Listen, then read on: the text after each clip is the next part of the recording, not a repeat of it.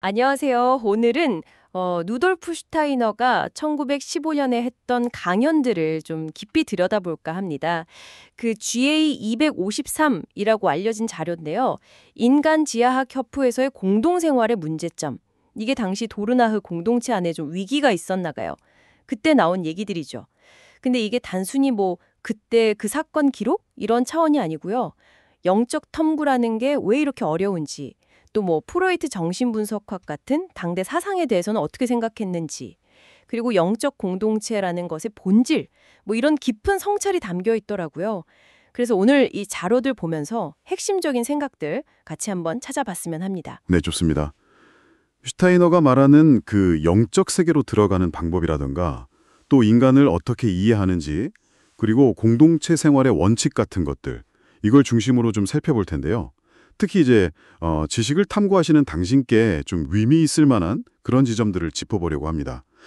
당시 그 위기 상황 속에서 슈타이너 생각이 어떻게 딱 나왔는지 보는 게 중요할 것 같아요. 맞아요. 그 슈타이너가 협회를 볼 때요. 그냥 무슨 귀양 뭉치 이런 게 아니라고 봤어요.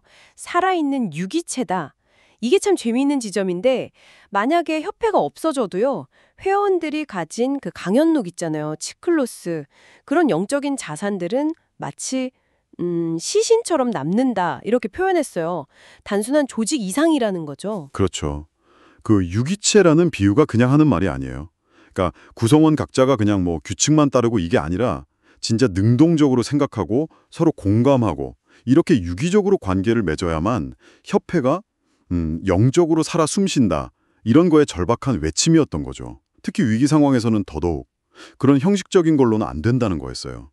그래야 좀 경직된 그런 것도 막을 수 있고요. 그때 분위기가 어땠을지 좀 짐작이 가는 이서화도 있잖아요. 전차 안에서 다른 사람들 다 듣는데 막 자기 에테르체 있잖아요. 슈타이너가 말한 그 생명력 같은 거. 그게 뭐 찌릿하다 이런 얘기를 너무 크게 했다는 회원이 있었다고요. 네네. 슈타이너가 이걸 예로 들면서 이런 영적인 개념을 세속적인 데서 함부로 얘기하면 안 된다. 외부 세계에서는 좀 품위를 지키고 오해를 막아야 한다. 이걸 엄청 강조해요. 듣는 사람은 진짜 이상하게 생각할 수밖에 없으니까요. 좀 난감했겠어요, 진짜. 바로 그런 일화들이 영적 세계를 제대로 인식하는 게 얼마나 어려운지를 딱 보여주는 거죠. 그래서 슈타이너가 스베든보리 예를 들잖아요. 이분이 뭐 대단한 과학자고 투시가였는데 영적 세계를 보긴 봤지만 그 본질까지 못 가고 환상에 머물렀다 슈타이너는 이렇게 봤거든요. 그 인식의 전환, 그게 핵심이군요. 우리가 보통 물리 세계에서는 내가 본다, 이게 기본인데 영적 세계에서는 그게 아니라 내가 보여진다. 그러니까 더 높은 어떤 영적 존재한테 내가 인식되는 경험, 이걸로 바뀌어야 한다고요? 정확합니다.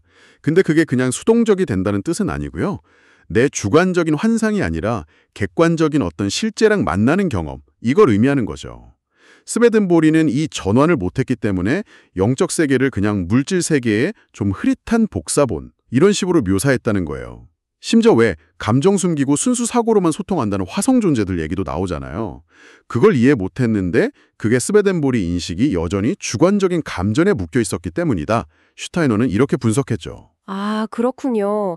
이렇게 객관적으로 인식하기 어렵다는 게 당시 다른 사상, 특히 심리학을 보는 슈타이너 시각하고 바로 연결되는 것 같아요. 여기서 이제 프로이트 정신분석학 비판이 딱 나오죠. 네, 맞아요. 슈타이너는 정신분석학을 유물론적 사고의 거의 극단적인 결과물 이렇게 봤어요. 모든 인간 심리 현상을 전부 다 그 성적인 걸로만 도리려는 경향, 이걸 아주 강하게 비판했습니다. 뭐 오이디푸스 신화 해석이라던가 심지어 애들이 무의식적으로 막 몸 긁고 이러는 거 있잖아요. 그것까지 다 성적인 코드로 읽는 거.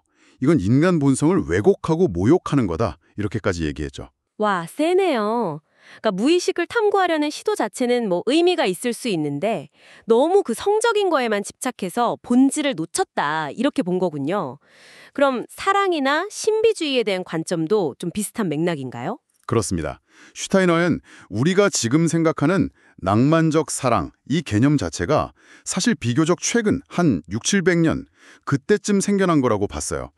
그리고 프리츠 마우트너 같은 유물론자들이 신비주의 체험 같은 것마저 그냥 좀 세련된 에로티시즘, 이 정도로 깎아내리는 걸 비판했죠. 영적인 체험을 추구하면서 자기 주관적인 감정이나 성적인 충동 이런 거랑 혼동하면 안 된다는 거예요. 그게 영적인 길에서는 되게 위험하다는 경고죠. 예전에 왜 일부 비교 비밀스러운 가르침이죠? 거기서 여성을 배제했던 역사도 있잖아요. 그것도 어쩌면 이런 혼동을 막으려던 방식은 좀 잘못됐을 수는 있지만 그런 시도였을 수도 있다. 이렇게 언급하기도 하고요. 그렇군요.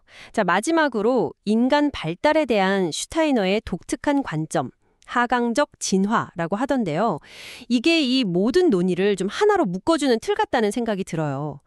토성기, 태양기, 달기, 지구기 이렇게 내려오면서 인간이 영적인 상태에서 점차 물질적으로 되었다는 거잖아요. 네, 바로 그 관점에서 인간의 여러 기관들을 이해하는 거죠.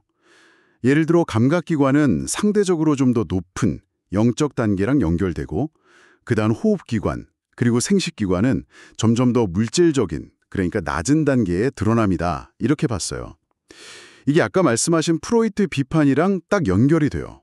정신분석학이 인간 본성 중에서 가장 물질적이고 어떻게 보면 낮은 측면인 성에만 너무 초점을 맞추니까 영적인 기원에서부터 물질화까지 이어지는 인간 존재의 이 전체 스펙트럼을 놓치고 있다. 이런 지적인 셈이죠. 아, 정말 흥미롭네요.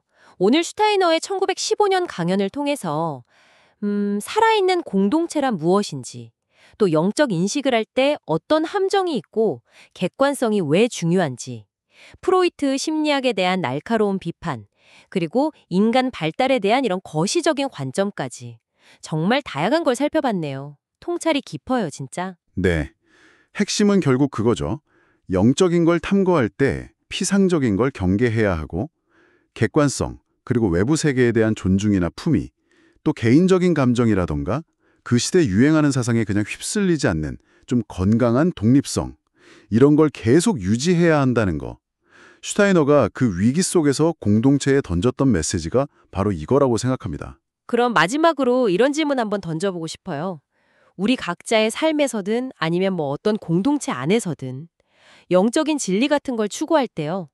나 자신의 개인적인 감정이나 주관적인 경험이라는 함정에 빠지지 않고 어떻게 하면 객관적인 통찰을 향해서 계속 나아갈 수 있을까? 우리가 뭘 가장 주의 깊게 봐야 할까요? 이 질문에 대해서 한 번쯤 생각해 보시는 것도 좋겠습니다. 오늘 탐구는 여기서 마치겠습니다.